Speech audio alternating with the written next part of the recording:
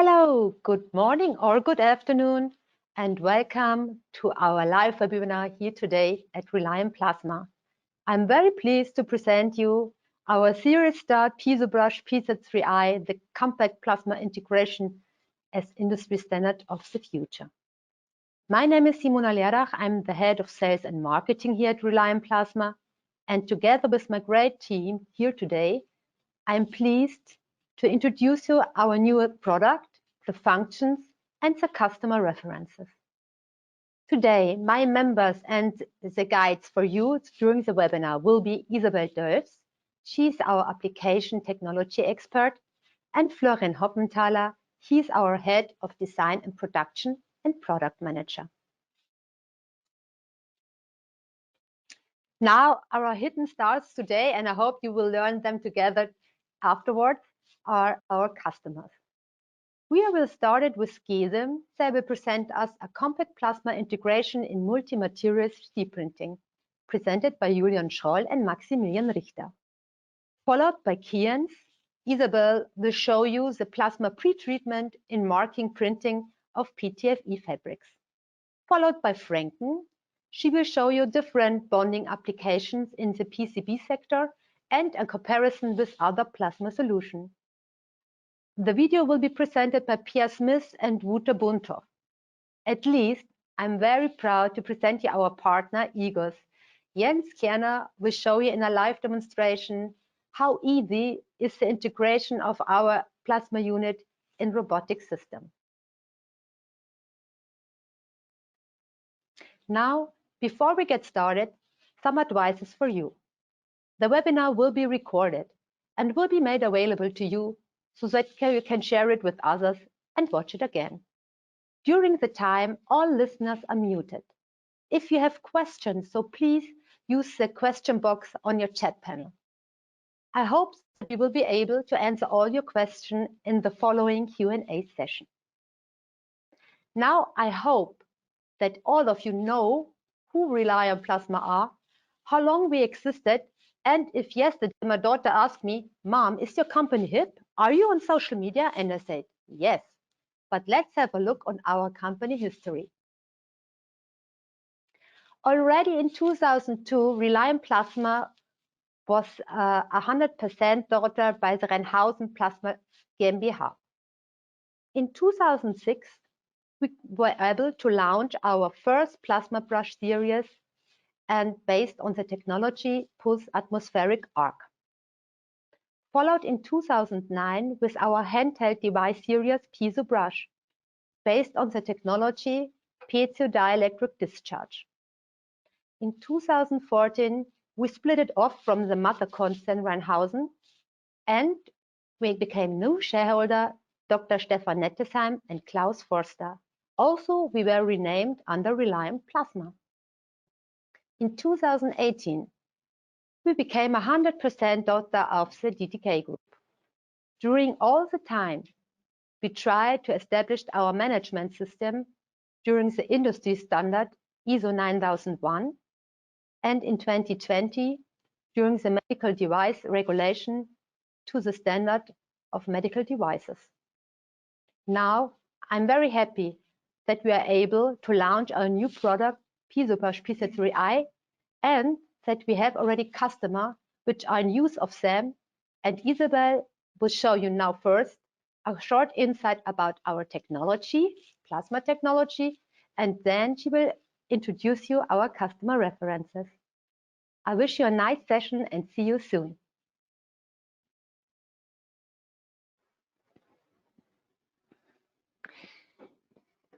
Yes, welcome also from my side, ladies and gentlemen. Thanks to Simona for the kind introduction.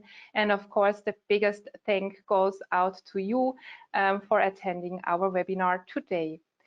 So before we get started, let's have a really short recap on the effect of plasma on surfaces, or more precisely on the surface energy. So if we place a drop of liquids on a surface, it will most likely contract, building a round sphere.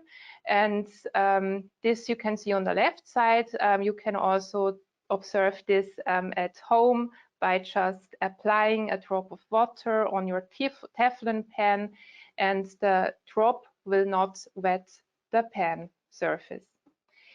So this is actually due to the low surface energy of most plastic surfaces, and by plasma treatment, for example, with our Piezobrush PZ3-i, something happens to the surface which is invisible to the human's eye. So basically, you can see already on the right side, the drop that is applied now will be more flat, so it will be more likely to spread over the surface and wet the surface. This again indicates a high surface energy and a stronger bonding between the surface and the liquid. Of course, this wettability not only depends on the surface, but also on the liquid. So also for printing inks or adhesive, this is also the case. Yeah, but what exactly has bonding to do with adhesion or wettability to do with adhesion or bonding?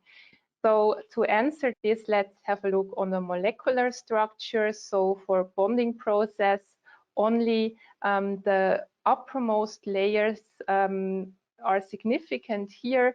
You can see on the left side that on the surface there are no binding sites available, and by plasma treatment you can see that there are kind of anchors groups created that can form a bonding to the polar groups in a liquid. As already mentioned, these functional groups are mostly polar, so they can interact with the liquid. But there are also surfaces that already have quite a high surface energy by nature, for example, metals, and still wetting or printing on them is still quite difficult. So this is because of contaminants on the surface that inhibit the bonding sites on the surface. And you can see it here on the left side. This can be due to prior processing, that lubricants or release agents or also coolants are inhibiting those bonding sites. This is the second important effect of plasma, and yeah, you can see here that plasma can fine clean the surface by removing this very thin layer. So much about the theory. To give you a more practical feeling about surface energy, we collected some plastics here in this chart. You can see that the surface energy splits up into two parts. One is the disperse part and one is the polar part. You can also observe here the trends that by plasma treatment, mainly the polar part increases. Also, you can see here quite a special candidate in the chart. It's PTFE. I already mentioned the PTFE pen in your kitchen. You can see here that without plasma activation, it is basically inert. And I'm really happy that today our beta tester, Kians, will show how successful they were with PTFE fabrics. So that was it from my side. If you wish for more information about plasma technology, sorry, we're live, please visit our website where you will find comprehensive information about plasma technology itself, and of course also about our products. So now I wish you a lot of fun with Florian's demonstration, and please keep in mind to ask your question in the question box, and see you later when it comes to the beta test report.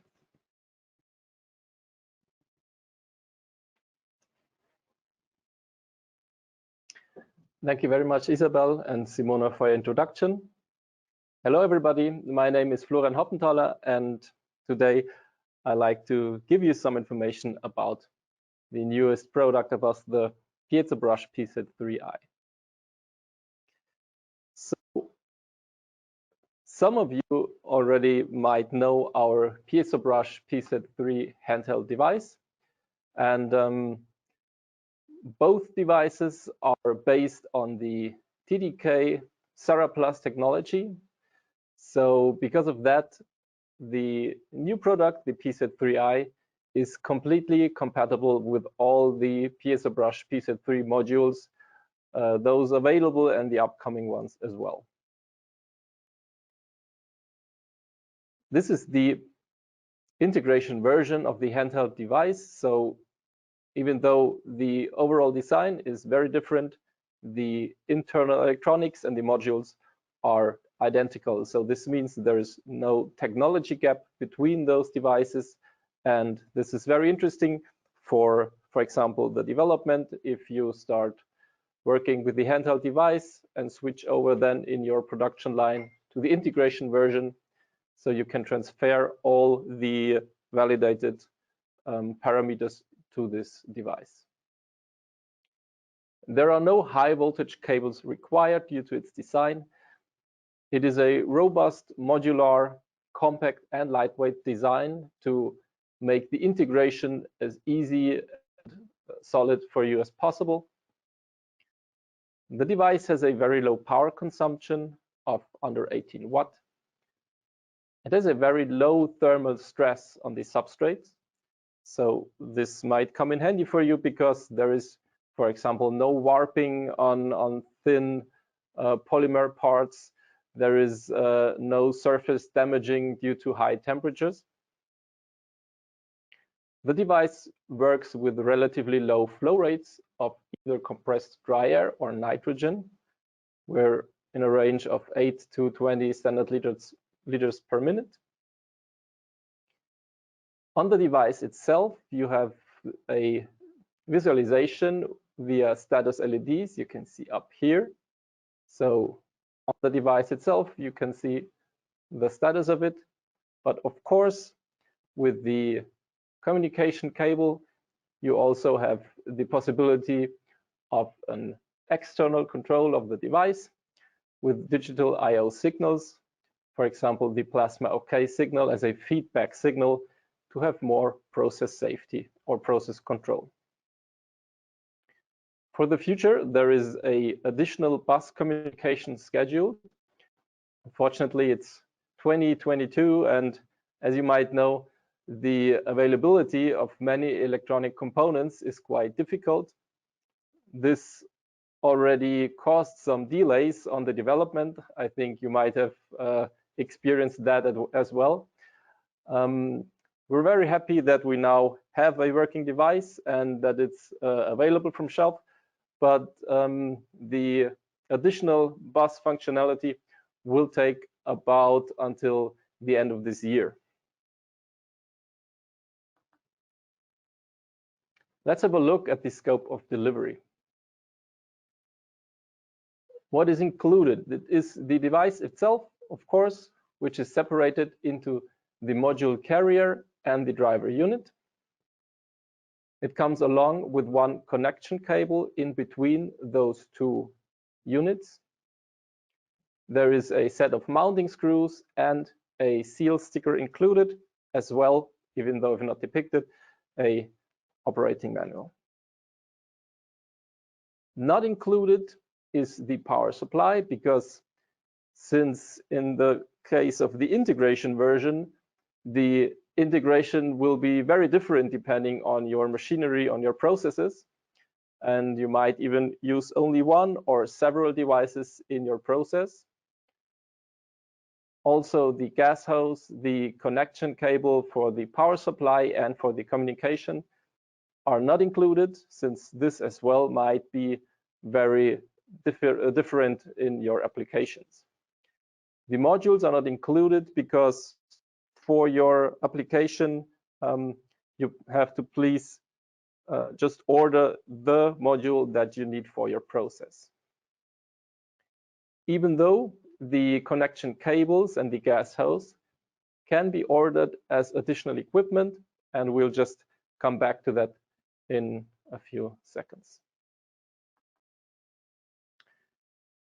On the left-hand side, the technical data overview. Don't be afraid, we will not be going through that completely, but there is just some rough information. So the weight of it is only 370 grams to make it easy to adopt it into robots or maybe gantry systems. The dimensions are smaller and more compact compared to the PZ2. And you even have some possibilities how to arrange the components that we will see as well. And there are a few more components of the device I'd like to show you or to name them for a better understanding of the rest. On top of the driver unit, you have a config port here.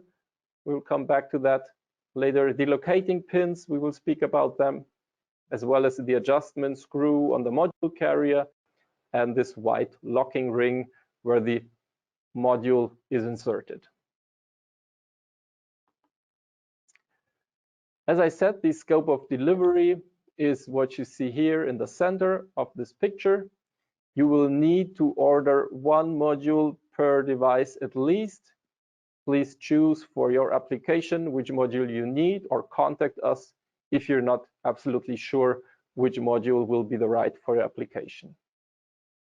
You can order the connection line set. This consists of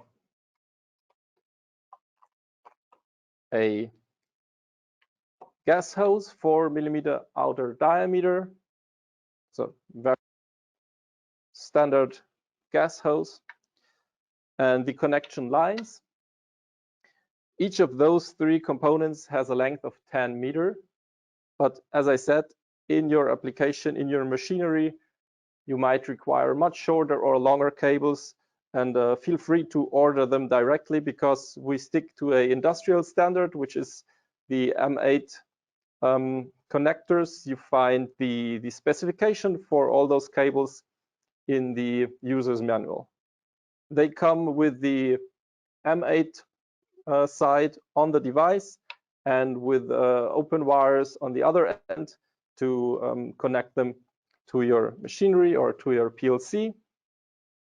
And this is the power supply connecting line, and according to that, the communication line with the same M8 connector system.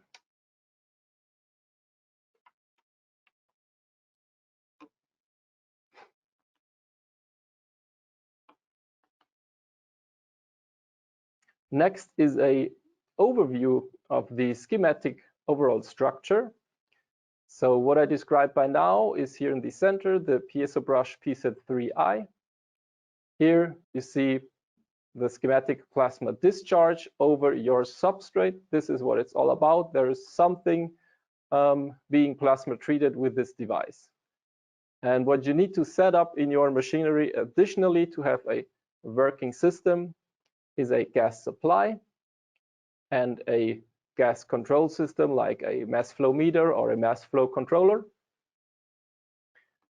You need a 24-volt power supply, which is connected with the DC cable, and you need something to then turn on and off your plasma as desired, which can be a PLC or a simple switch or maybe a photoelectric sensor. This will be very strongly dependent on your application. The device can either be mounted on, for example, a robot, a gantry, or it can be mounted fixed over a conveyor belt or over a manual substrate manipulator. With this mounting, you can also realize the heat conduction of the device. It's actually very low heat that is occurring, but you should know if you have a conductive material, for example, an aluminum base plate or something, that supports the heat conduction away from the device. What's very important to know is that whenever you produce plasma in atmospheric conditions, due to the oxygen that is in the air, there will be ozone, some amount of ozone, and you need to make sure to get rid of that with a gas extraction with sufficient extraction power. What we recommend is to control and overview the gas extraction and the gas supply, so the mass flow meter, for example, in your PLC, and to only activate the plasma start option if those two parameters are okay.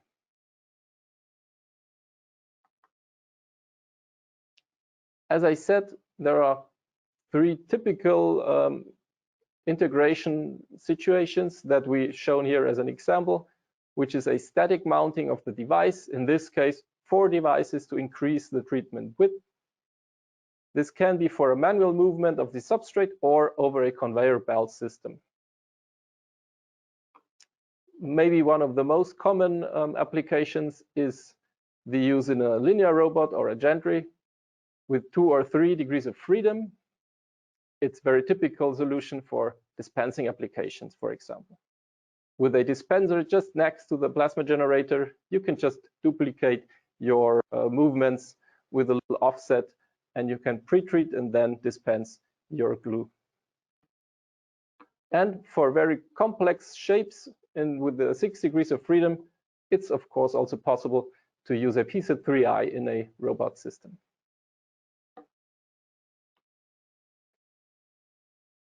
Now let's have a closer look at the basic functions. We start with the connections. We already had some information about them. So here we look at the top of the PZ3-i. You can see the driver unit and the module carrier here. We have one connection on both that is connected with the included 0.3 meter connecting line. Next to this, we have the DC in and the communications in. Up here is a interface for the earth potential. And on the driver unit, you can see the LED status, which is green for plasma, yellow for warning, and red for error. On the module carrier, you have a gas interface here, as I said, for the 4mm gas hose. It's a very simple, quick connector with just push in, and it's installed very easily. Next is the assembly options.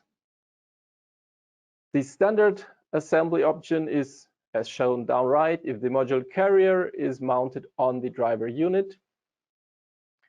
For the assembly, the only tool you will need is a 2.5mm Allen key screwdriver. And we show the mounting here in a video for you to have a closer look. I can just in the same time install it here live. As you saw in the scope of delivery, there is a mounting screw set included. Please start with the shorter one of the 3 screws and insert them in the top center. And with it, you can already fix the driver unit on your base plate. I recommend to not tighten this screw already, because this makes it easier to find the right angle for the other 2 screws. And with those installed, you can also tighten this screw.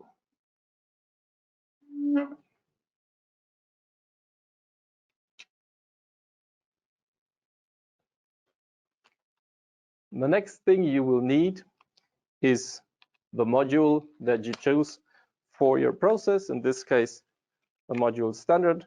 Please remove it from the little box and insert it into the module carrier. Make sure that the locking ring is unlocked, which is indicated by red color and a unlock symbol. The module cannot be inserted incorrectly, so it will slide in just easily. Then lock it by just turning the ring until you see the green and locked symbols. On the back of the module carrier, there are two holes that will just snap fit onto the driver unit. You can hear and feel the module carrier clicking onto that.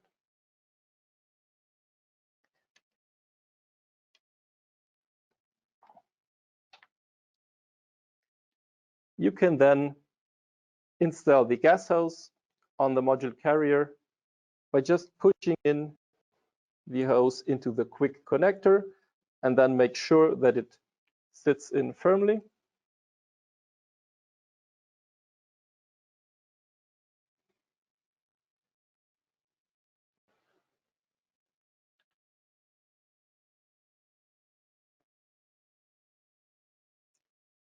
All the upcoming connectors are, as I said, M8 connectors that you can fix just by hand. They're all coded, so there is actually no way to plug them in incorrectly. Just make sure that these small indicators show in the right direction before you push them in, and then just tighten them by hand.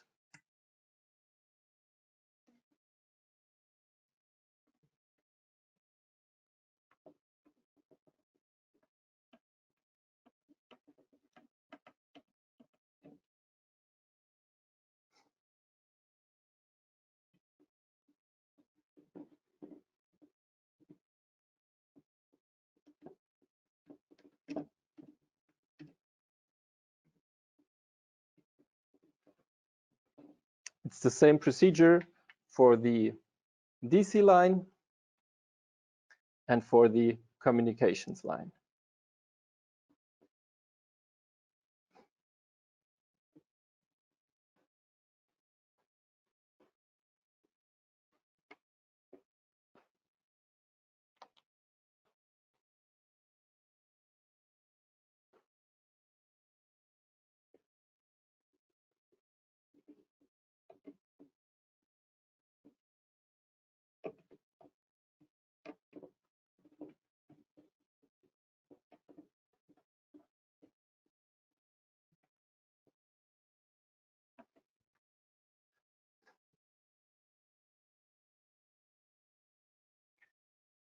Of course, you then need to do your wiring on your PLC to make all your connections. And the only thing still necessary here is the ground potential that is installed here, as you can see in the video. But then you're already installed your device completely. You then have some settings that you can do on your device by loosening the adjustment screw here. By loosening just slightly, you can adjust the height to get the perfect distance to your substrate. By loosening it more, you can also adjust the angle of the module carrier, as you can see in the video.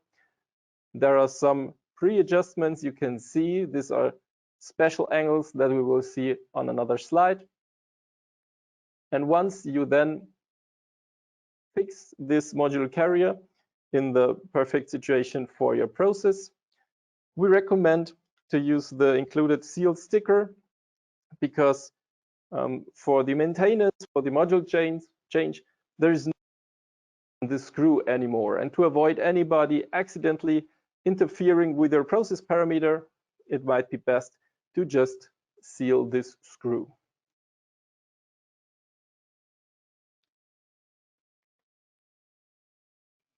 In some cases, with not very much space in your machinery, it might be interesting to use other mounting settings. So what you can do is you can mount the module carriers off the driver unit.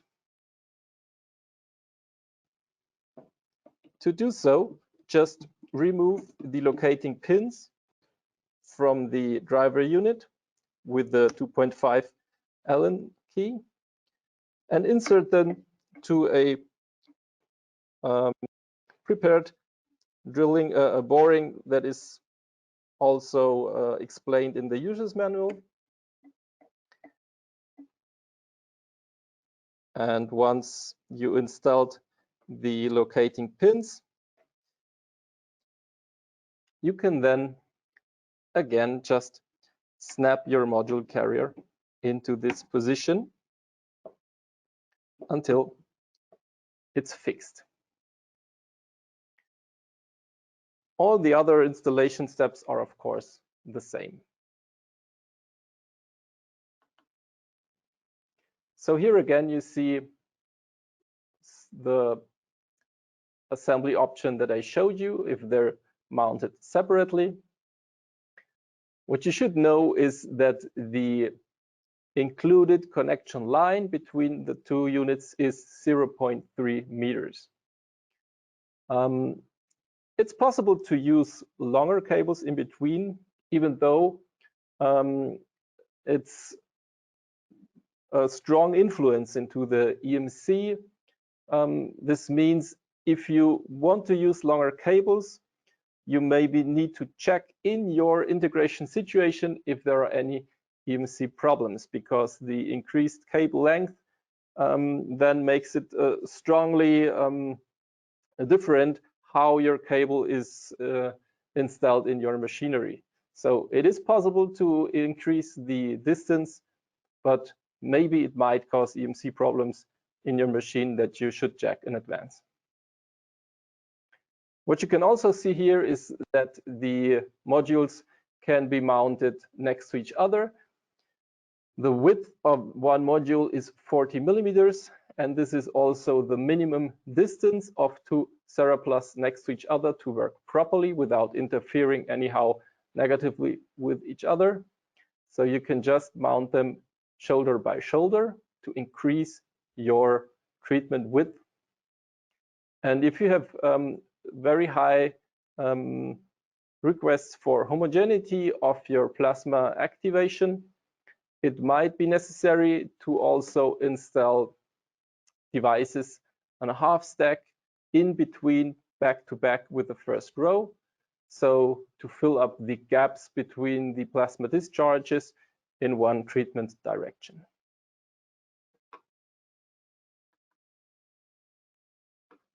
The communication options of the PZ3-i are the switching signals in the first release version that we have ready here now. You have switching signals on a 24-volt level. The input to the device is the plasma on signal that starts or stops the plasma production. And this signal can be up to 24 volt. Between 10 and 24 volt, you always use the 100% plasma power. And if you go below 10 volt down to 3 volt, you can adjust the plasma power as shown in the table. Below 3 volt, there will be no plasma discharge. Even though most applications will not really need a lower plasma power, since, as I said before, we have very little thermal stress on the substrates, and it's very unlikely to overtreat or damage your substrate with our device. On the device itself, you have the LED indicators. They show the status of the device. So you can see plasma discharge, you can see if the device is ready, or you can see with some flashing signals of the yellow warning, which kind of error or warning is active now. Please make sure, as I said before, that your plasma on signal can only be activated if you have sufficient gas supply and sufficient extraction power. And the plasma on signal can only be interpreted correctly if it occurs no sooner than 100 milliseconds after the connection of the 24-volt power supply. This means if you switch on the power supply and the plasma on signal simultaneously, the device will not recognize the plasma on signal. So please always make sure to first supply your device with power, and then only switch the plasma on signal on and off to start and stop the device. And only after maybe your process is stopped completely, then only remove the power supply itself.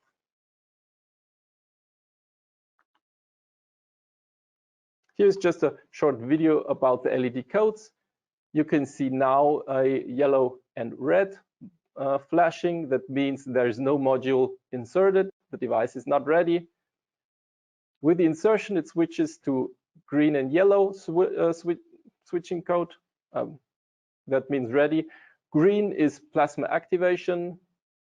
It's now stopped again. And now we force an error by bringing something electrical conductive to the module for non-conductive material. And you see the device goes into the error mode with a blinking code. And then it's resetted by removing the power supply and setting it back up.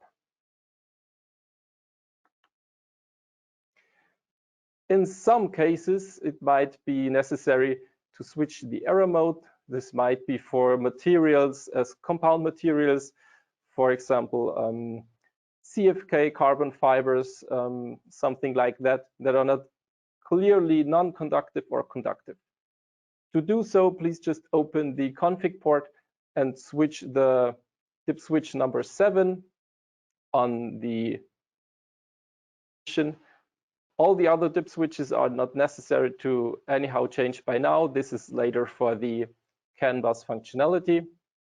But if there's a material that cannot be treated properly, it might be good to change the error mode from failure to warning. So the tolerance until the device stops and goes into error mode will be longer or bigger. As I said, about for the turn of the year, we plan to have the bus communication available. It will be a CAN open digital bus communication. This will have some benefits for you as well. The installation will be easier because compared to the digital I/O status by now, where you need a 24-volt and digital I/O cable for every device, you can then use short connecting cables for the communication signal from one device to the next one. All devices will have own addresses. They can be then addressed one by one or all together over your PLC. You will also have much more process details for each device. By now, you get a plasma OK feedback signal. With the bus communication, you will also be able to get voltage, current, operating hours, and so on for every device. You will have detailed error codes on your feedback signals, and the error acknowledgement will also be able via the communications cable. The module change is very easy and very fast. In the shown situation where there is not enough space under the device to completely pull out the module, you can just remove the module carrier without any tools. You can unlock it, remove your module, insert a new one, turn the locking ring back to the locked position, and push it on in the same position as it was before. So this is just a matter of a few seconds. And even faster if you have a situation as here, if there is enough space, or if you use it in a robot or a gantry and you're in home position and there's enough space below, it's only unlocking, removing, setting in a new module, and locking it back, and you're good to go. So it's really very fast maintenance.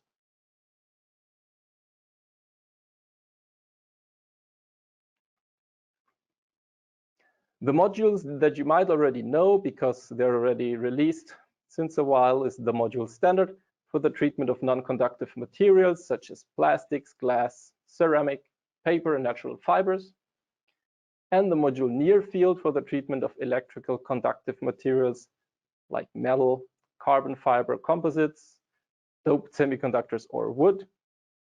What you should know is that this device only works properly if there is a conductive material in front. Otherwise, the device will give an error signal because it thinks that it's maybe a wrong plasma situation. The upcoming modules that will be released very shortly are the 3 needle modules: the module needle, the module near field needle, and the multi-gas module. The upper 2 are like just the shown before for non-conductive and for conductive materials. With the needle electrode, you have the benefit of a very fine plasma discharge, and due to its length, you can also go into hard to reach areas such as gaps or holes. Same for the near field needle for conductive materials. And with the multi-gas module, you have the possibility to insert a technical gas like argon or helium and use some plasma chemistry that is not possible with CDA or nitrogen on special materials or special requests. We already saw the adjustment options for the module in the video. So as I said, you can adjust the height if you loosen the adjustment screw slightly, and you know the seal sticker, I showed that before as well. And the angle adjustment of the module carrier might be maybe a little difficult to understand if you didn't work with the device already. The footprint of the Seraplus is a bit of a rectangular shape, and if you have high requirements in the homogeneity of your plasma treatment, then it might be interested to use this angle adjustment, because you can then either decide with a 45-degree angle to have the maximum treatment width in both rectangular directions by best homogeneity, or with the other angles you can use the maximum intensity at best homogeneity. If you have questions about that, you can just contact us to get further information. But this will be only important if you have very high requests for homogeneity. The process gases that you can use through the device is CDA and nitrogen. Both, of course, have benefits and drawbacks. CDA's availability is, of course, very high. It's cheaper. So very often this is what our customers use. But you should know that with nitrogen, as you can see in this picture, you have the much higher treatment or activation area. And as shown down here, this is maybe about the standard size or footprint with the use of CDA, which will be about 20 millimeters. And this is with nitrogen. So if you have applications with a large treatment area, it might be interesting for you to think about using nitrogen.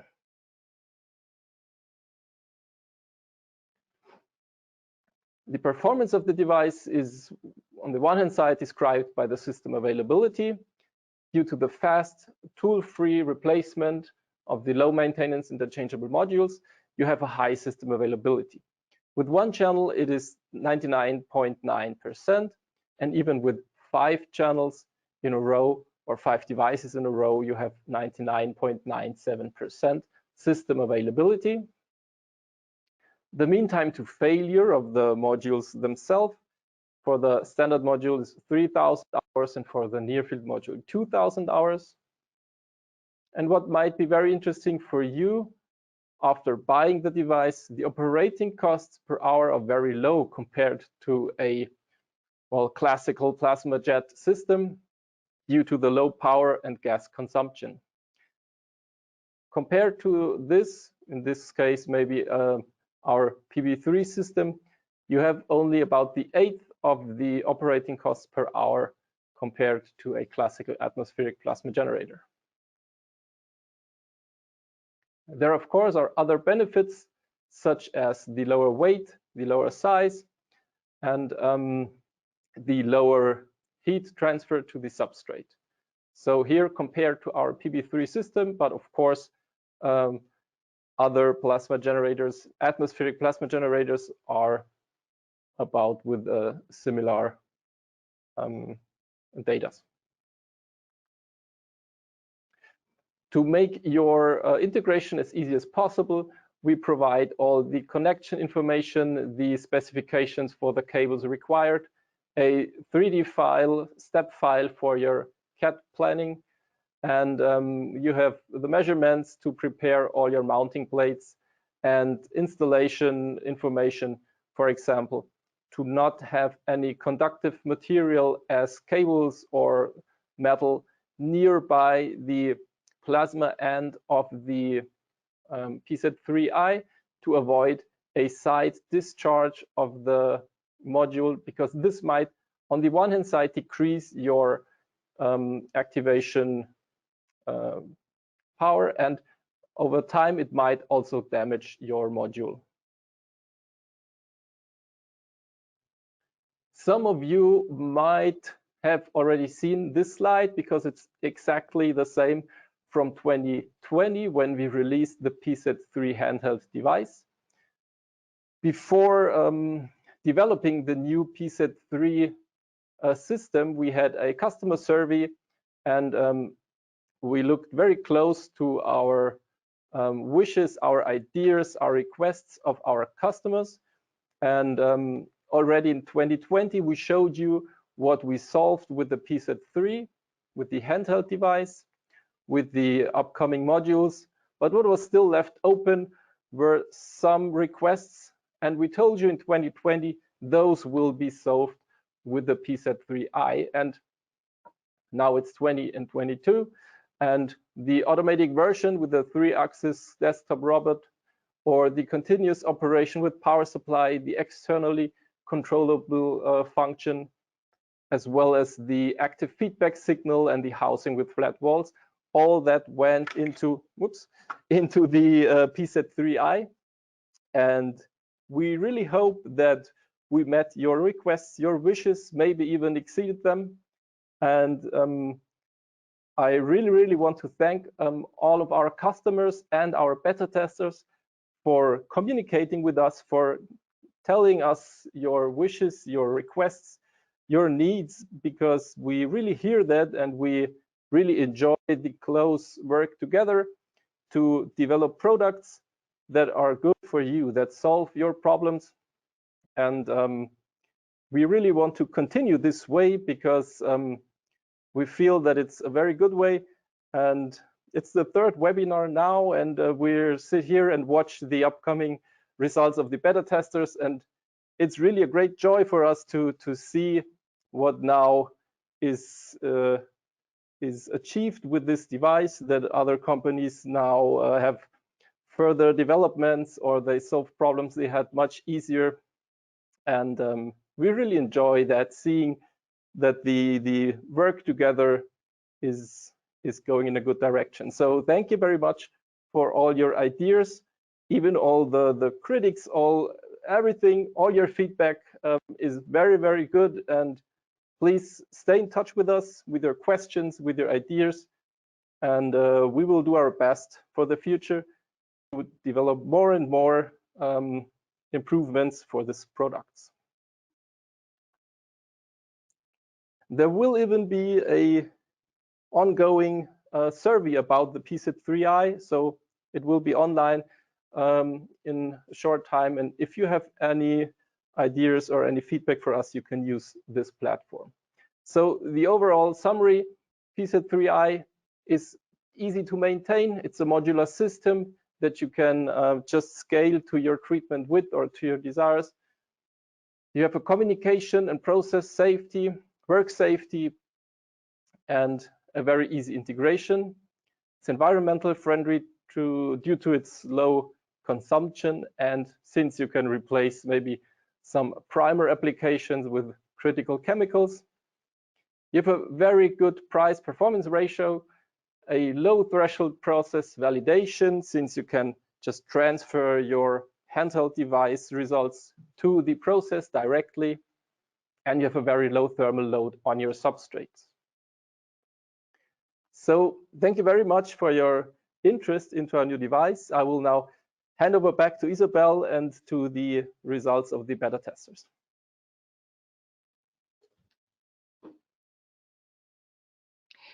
Thank you very much, Florian, for this great and also interesting demonstration of our Piezobrush PZ3-i. We just saw how many advantages and benefits the PZ3 actually has, and to prove some of them to you, we invited some of our beta testers today.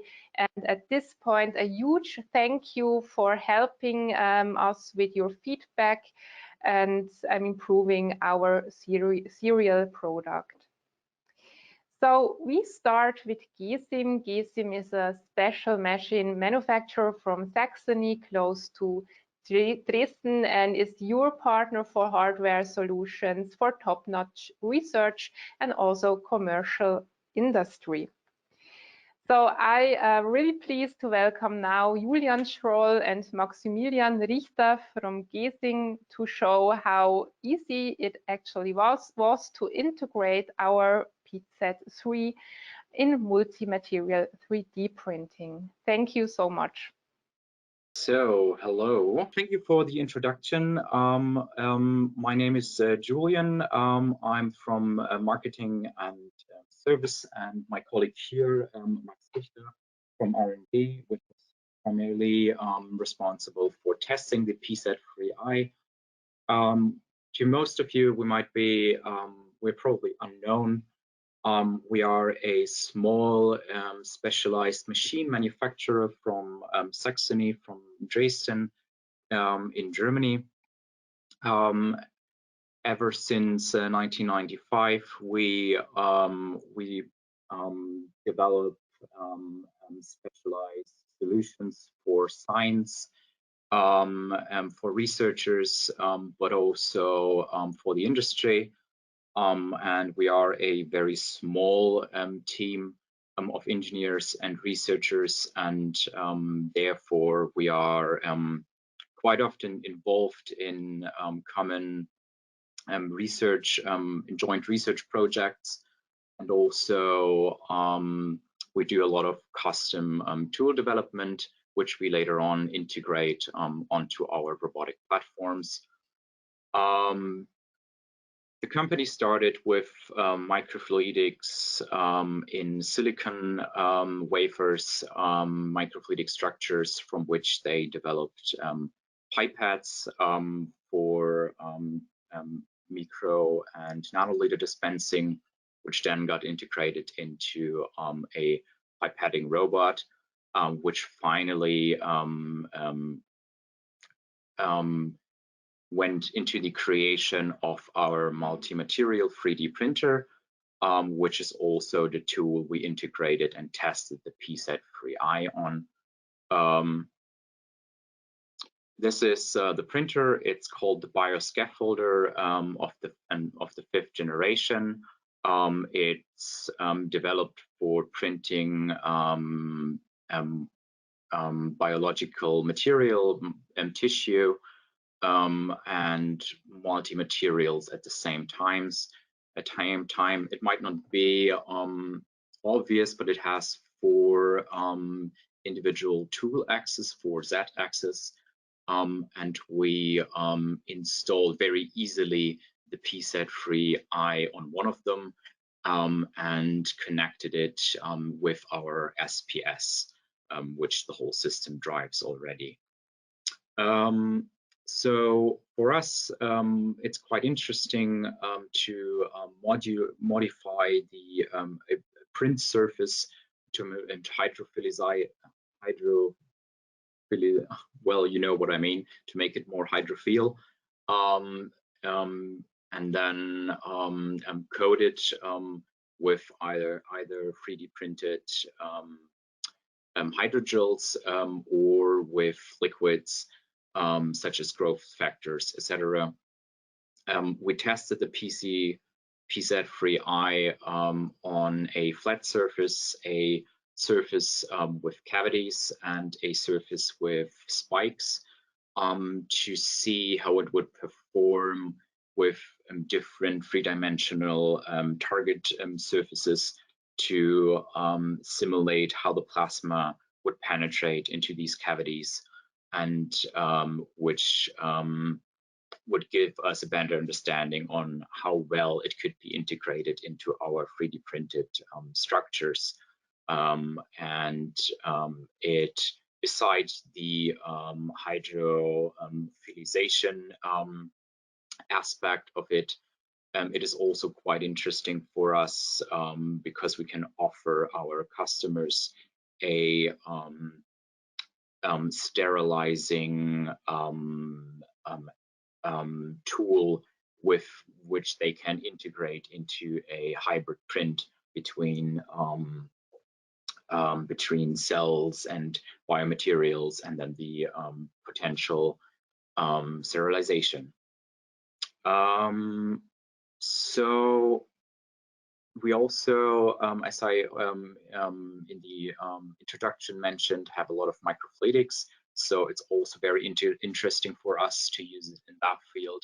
There's a short clip also how we treated a microfluidic chip to change the fluid behavior of it. So now I'm going to play the video, and don't get confused. In the second part of the video, we show the successor of the plasma tool from Relyon, simply because we could better show it how to integrate it into a multi-material process from a previous project.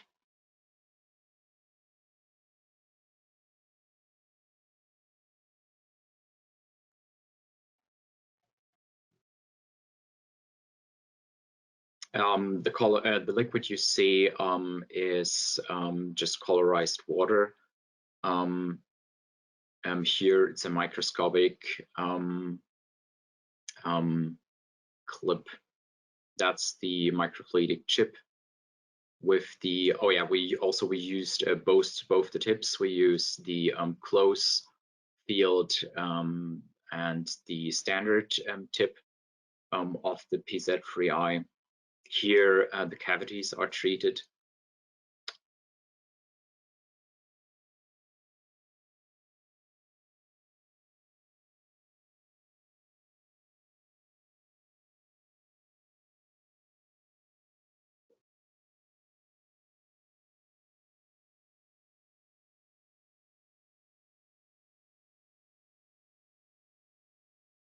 And you can see how at one time it filled the cavity, and the other time the droplet basically just stayed on top because of the surface structure, surface tension.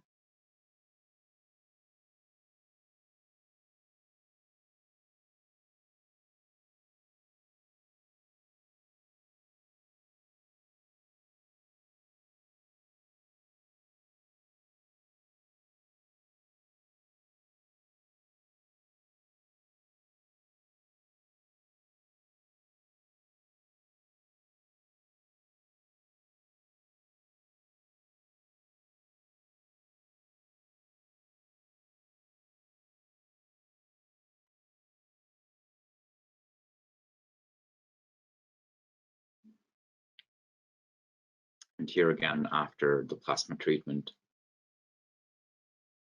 So that's the second part which I mentioned. Here it's also quite interesting, maybe for our partner Kians, because we also integrated their tool in this multi-stage process to analyze the thickness of a printed layer, basically.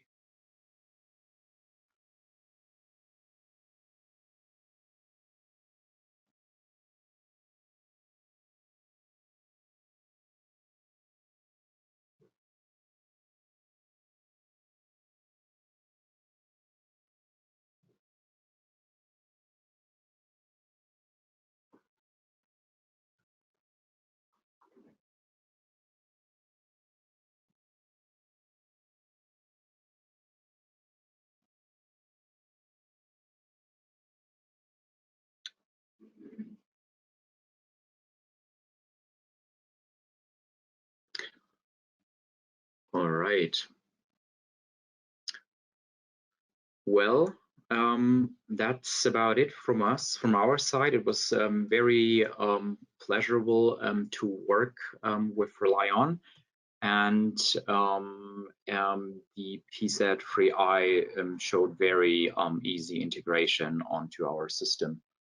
And yeah, and again, thank you for the opportunity to speak here.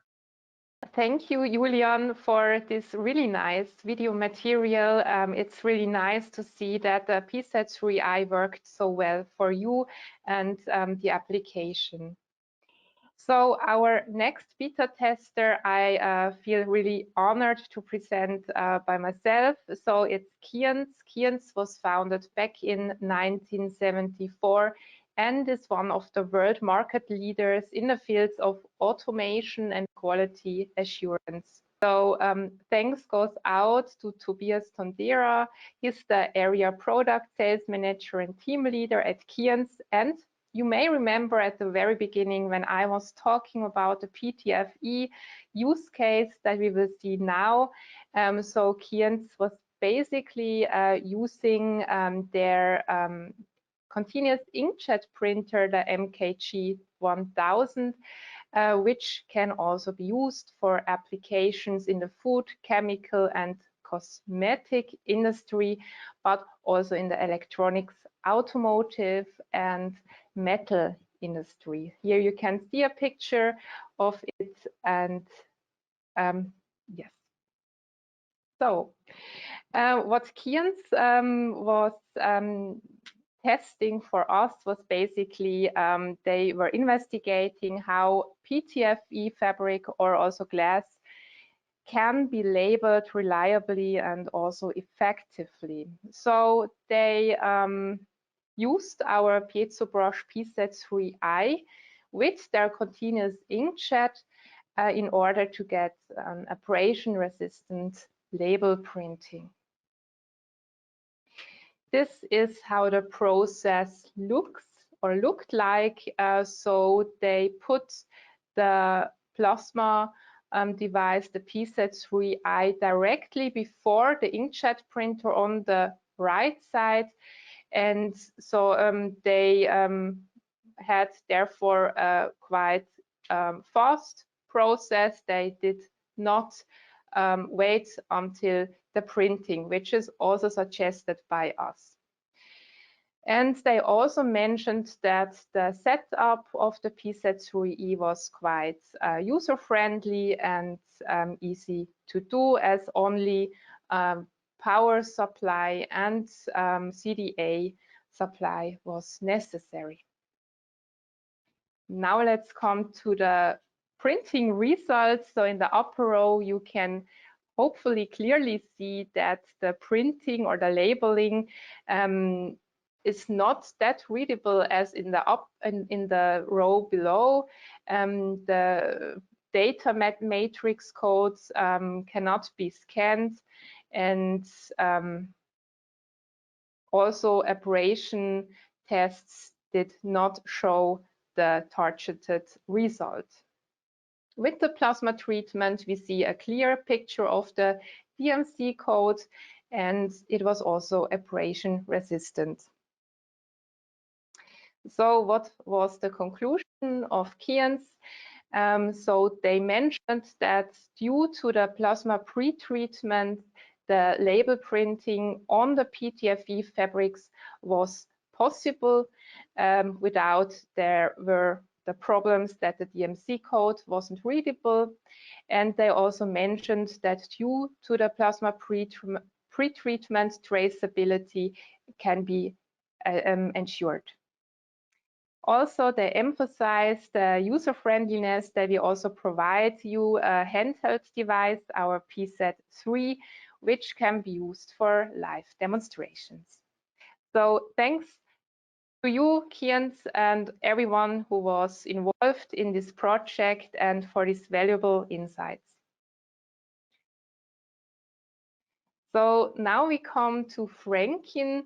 Relyon is a global integrated technology company for one-stop solutions for the medical, semiconductor, and analytical industries, as well as factory automation sectors.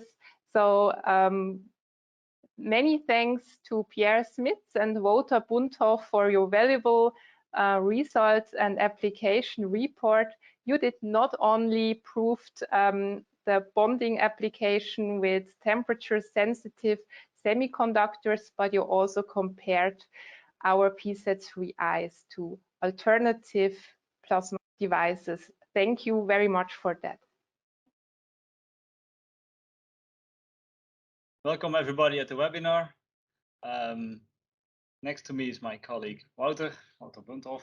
Hello. He will present later on. I'm going to start taking you with us with our experiences. We're from Franken Mechatronics in the Netherlands, in Eindhoven, and we're going to share our experiences using the PZ3-i beta test device. And we would like to thank Relyon to select us to be one of the beta testers. On the agenda, we have for you today the PZ3-i in our production, and we're going to share our experiences during the use of the beta test device. We did a surface tension test, some lab shear tests, and I'm going to share our future plans that we have for the PZ3-i. And from here on, Wouter will take it over for me. Hello, I'm going to explain why we want to use the PZ3-i in our company. One of our customers recommended using conventional hot plasma. Hot plasma is a high energetic plume. This puts a lot of energy in the part, also resulting in a temperature increase. However, we assemble magnets. Magnetic properties degrade at certain temperatures. This temperature starts around 45 degrees. This is easily achieved as seen in the table, especially with delicate tin parts. For example, you can see a burnt mark on a magnet from hot plasma on the picture on the right with the circle. Plastics are also at risk as seen in the pictures in the middle.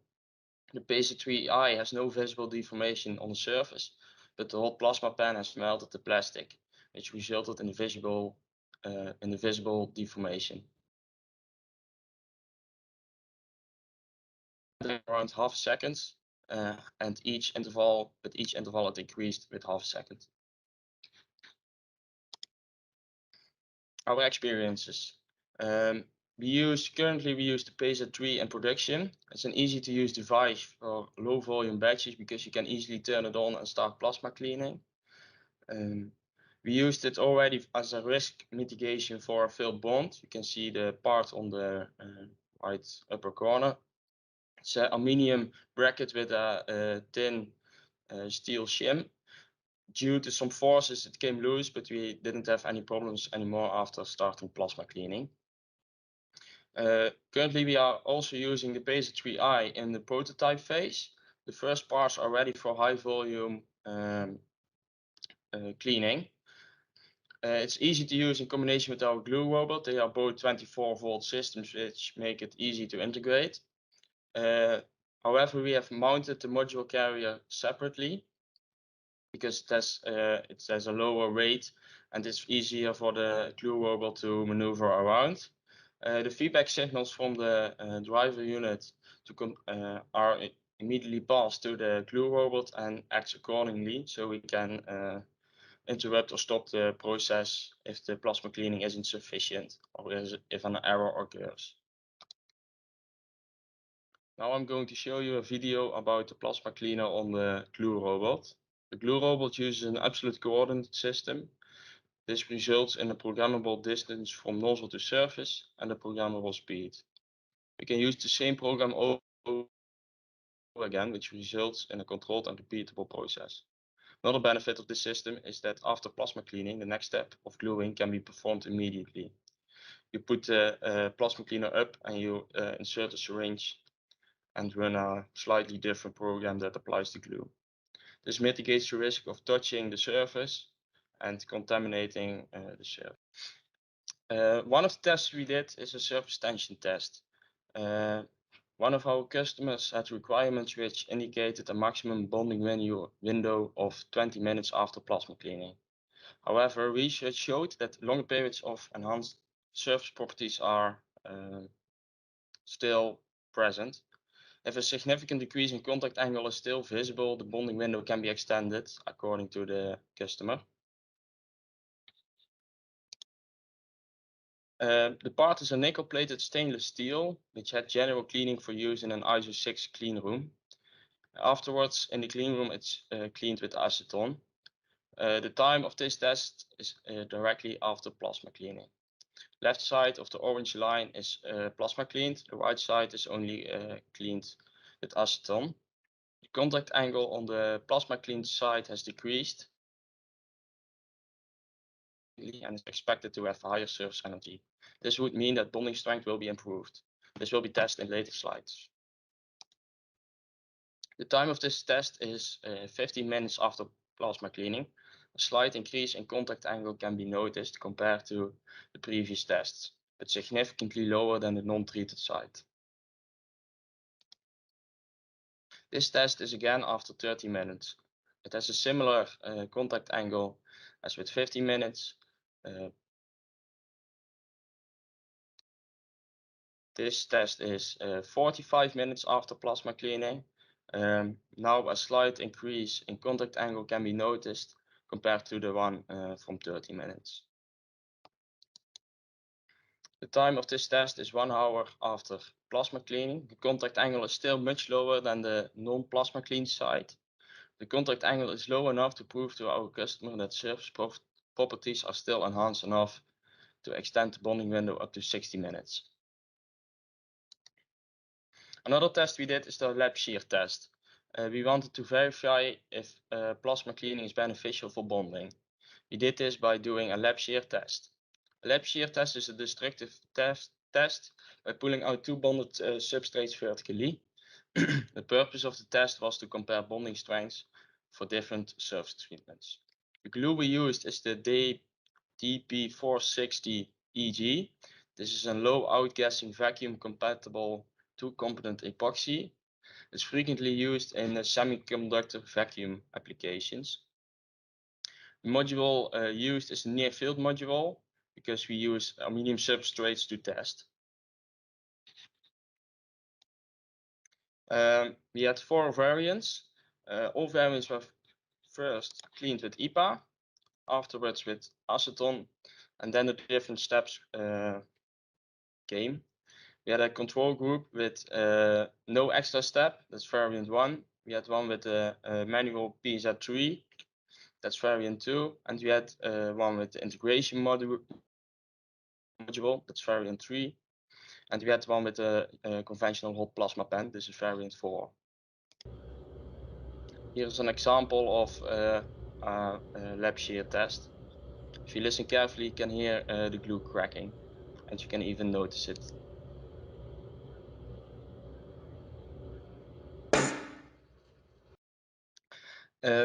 Now you can see on your screen the 4 series with 2 samples each. You can see the different types of glue that is still present on the substrates. I will explain you something about different types of failures. There are 3 types of failures. I'm going to discuss 2 of them because only 2 of them apply. The left one is a cohesive failure. This is within the glue layer, and the glue is the weakest link. The right one is an adhesive failure. Adhesive glue remains on one side only, so a failure at the interface between the glue and the surface. Here's where plasma cleaning can improve the bond. Optimally, you want a cohesive failure because you maximize the strength of the glue. Okay. Now we look back again at the samples. The CD series have mostly a cohesive failure, which is the most optimal. When pulled apart, the glue cracked and remained on both of the surface at the same location. If you look at the A and B series, glue remains on one of the 2 substrates, but not both at the same location, and therefore an adhesive failure. Now we are going to look at the results. We put them in a clustered column diagram on the left. We did 6 measurements for each variant. For us, the minimum and the mean are the most important. Plasma cleaning results in a better controlled process than non-plasma cleaned, because the standard deviation is lower for them. The PZ3-i is comparable to the hot plasma pen and therefore can be used for temperature-sensitive materials. In the test, the PZ3 scored about the same values as the PZ3-i. Thank you, Wouter, for your presentation. Currently, we're still using the automated plasma cleaner in the proto phase, but we want to roll it out across all our customers. We'd like to deliver reliable and long-lasting bonds. We'd like to share our knowledge with customers in the NPI phase to solve problems before they even arise in the volume phase.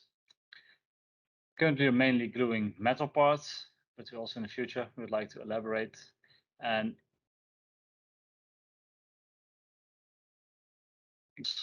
we are planning to start investigating to use plasma cleaning for critical ultra clean parts. And last but not least, we plan to integrate the PZ3 into the automation process using cobots. Thank you all for your attention. We showed that the reliability of our bonds increased significantly by using plasma cleaning. The PZ3-i is an excellent option for Franken Mechatronics because of cold plasma generation and still the same performance compared to conventional hot plasma pen. We hope you enjoy the rest of the webinar. Thank you for watching us. Yes, Wouter, Pierre, many thanks for your presentation and the comprehensive application report, and that you shared your experiences with us. So now we come to IGUS, to its robotic department. Learn now from Jens Klerner how easy it is to integrate the Piezobrush PZ3-i with an industrial robot. Jens, the stage is yours.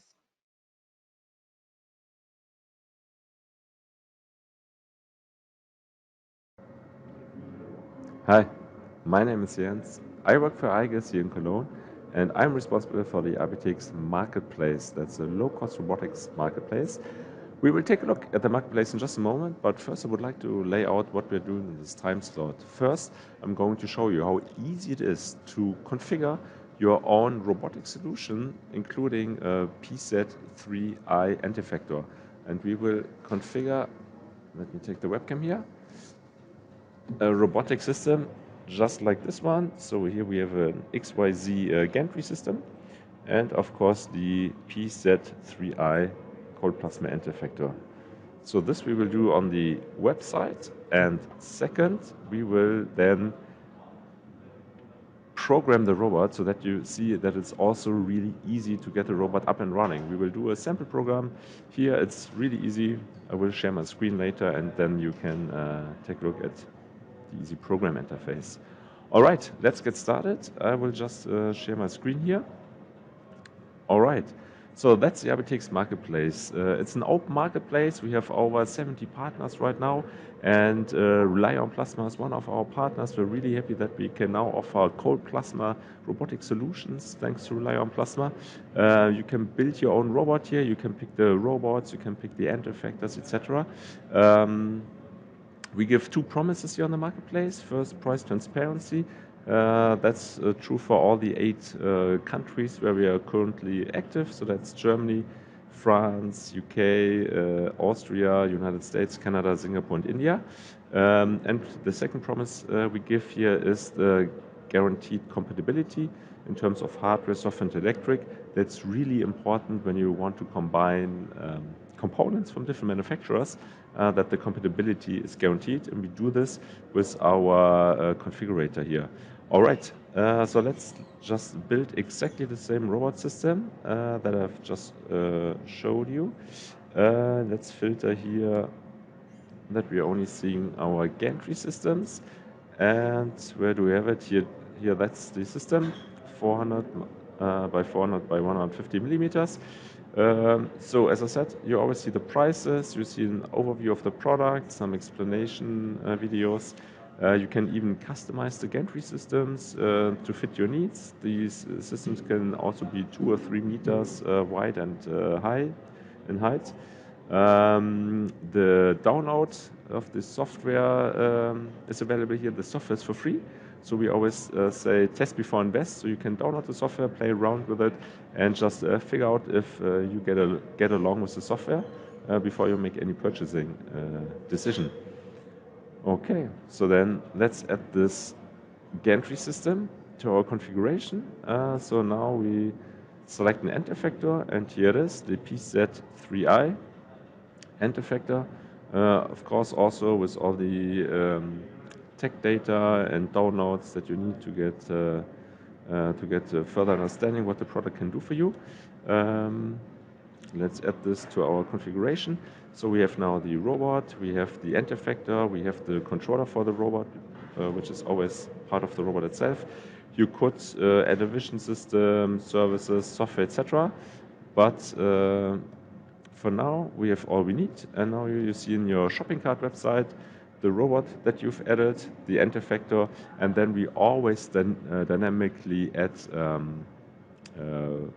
components to make your robot complete. So in this case, we see the mounting plate, which is specific for this end effector and this robot flange, so that you as a customer, you get one package on one day where everything is inside, so that the robot is ready to run, so to speak. So you are not missing you are not missing any parts or components to get it up and running. All right. I think then I will connect to the robot itself, and then we take a look at the software and do a sample program.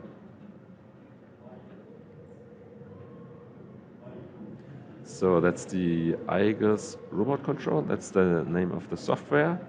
And I just quickly connect with the robot. Let's click on connect, and we just download all the programs and settings from the robot so that I have it all on my computer now. All right, we just enable the motors, and there we go.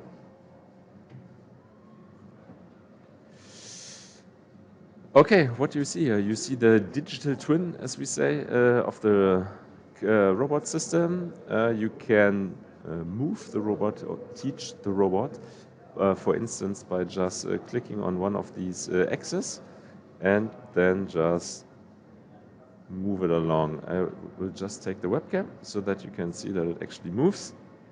So here I just grab the axis and you see that it's moving.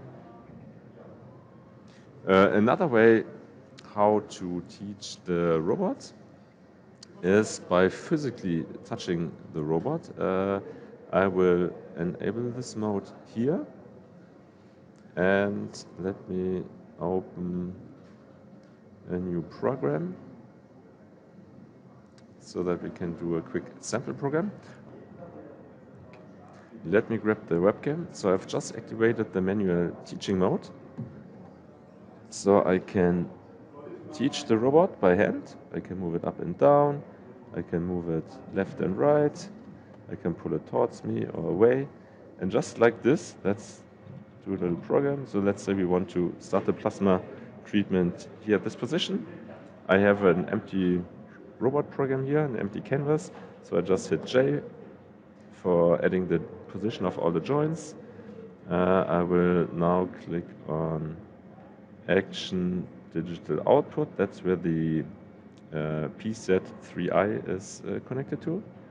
So the output is 34. Enable, and now I will move the robot to the side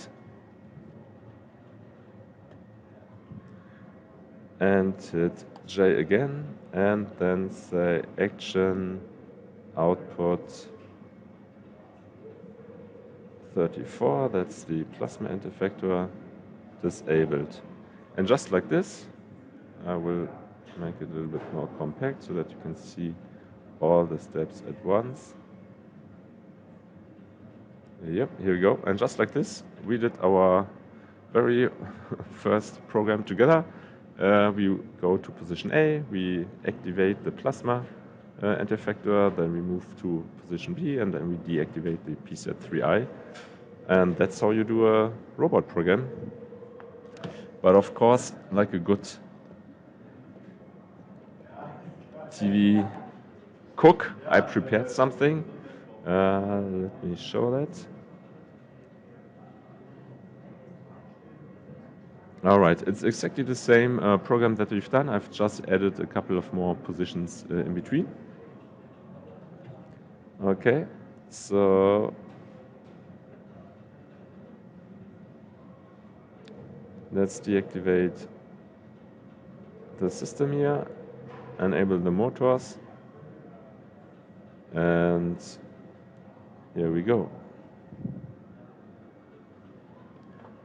Let me grab the webcam again, so you can see that the robot is now doing the plasma treatment in a couple of rows. And you can also see the digital twin. And since I set the program on repeat, it's just repeating and doing the same motion again. All right. So we'll stop the robot here and switch back to the website. All right. So we're back on the RBTX marketplace. So in case, even though this is really easy to build your own robot with the plasma anti-effector, but in case you don't know which robot to pick, or maybe you want a different size, or you want to, want some answers, we offer a free consultation. You're just on the very first website, click here on book a free video call, and you just pick a day and the time, and you just enter there your name and email address, and then you get an email with a Microsoft Teams link, and then you can talk to one of our experts for free, describe the process that you would like to automate, and then we can help you find the right robot solution for your application. All right, that's about it. Thanks for listening. I hope I could convey that it's really easy to get started with robots and to build how easy it is to build a cold plasma robotic solution. And I'm very thankful, and thanks to all the folks at Relyon Plasma for having us here in the webinar. Have a nice day. Take care. Yes, thank you so much, Jens, and greetings to Cologne. So that was it from our webinar. Now I am really excited to have our Q&A round. Simona, Florian, please come back and assist me with the questions, and a special thanks goes now to my marketing colleague, Christina Wimmer. She was quite busy during the webinar to collect all your questions and to cluster them. So the first question is, how long can the plasma treated parts be stored before further processing? So here you are addressing the so-called hydrophobic recovery. So this means how long does it take the surface to regain its original status. And this really depends mainly on three factors. The first is, of course, the plasma treatment itself, or the process method. For example, which process gas did you use, and what plasma system. The second one is the nature of the substrate, so which substrate did you use.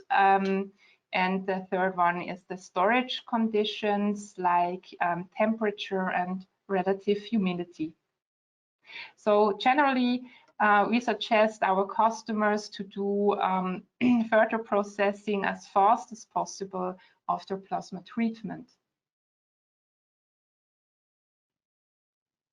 How soon will the Piezobrush PZ3-i arrive? After I order it, I hope soon. Normally, we need 2 to 3 working days. For larger sizes, from 10 pieces on, please have a quick chat with us. I think it's not much longer, but it's 2 to 3 working days.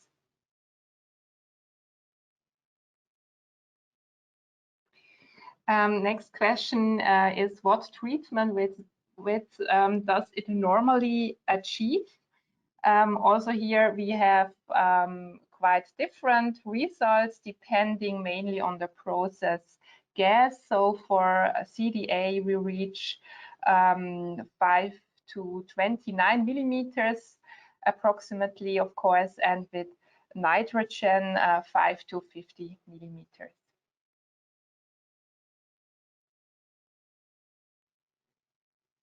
Can I also treat electronic components without hesitation? No, the treatment of electronic components with the Piezobrush technology must be tested in advance. Due to its basic physical kind of plasma generation, there are high electric fields that can damage electronic components. For our PV3 system, for example, we have a special nozzle, the A250, with a low potential outlet.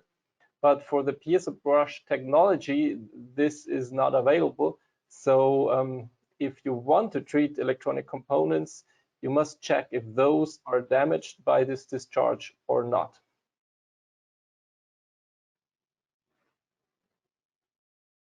Can I control all devices in a lineup solution together, or do I have to control each device individually?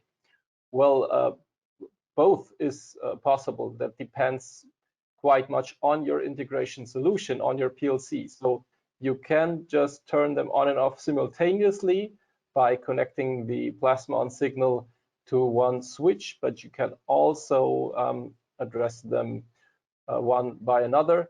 And of course, with the CAN bus functionality in the future from the upcoming year, this is possible as well, both to simultaneously or to separately address them.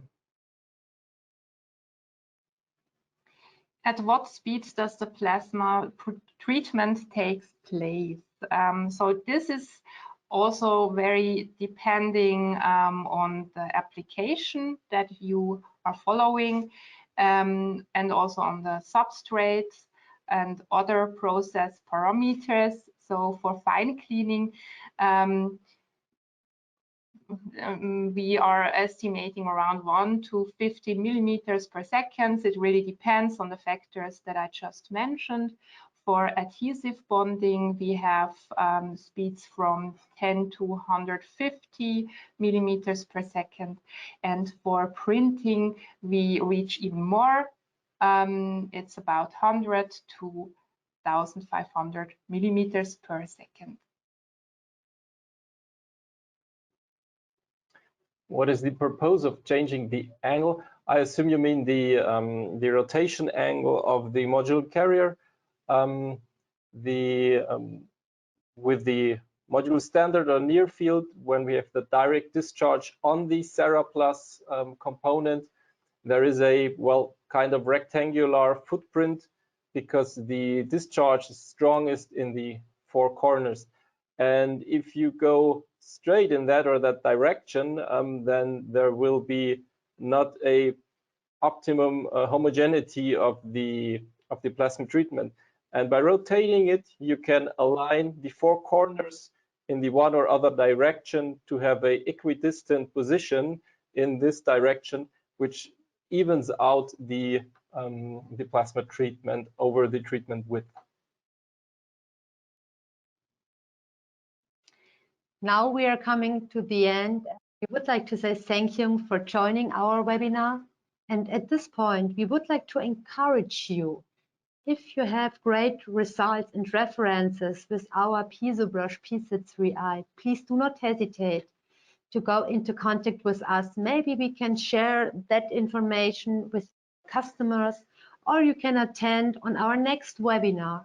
We are always looking for new application cases to show what is possible in the field of plasma. Thank you very much. I wish you a nice afternoon. Have a nice day. Goodbye.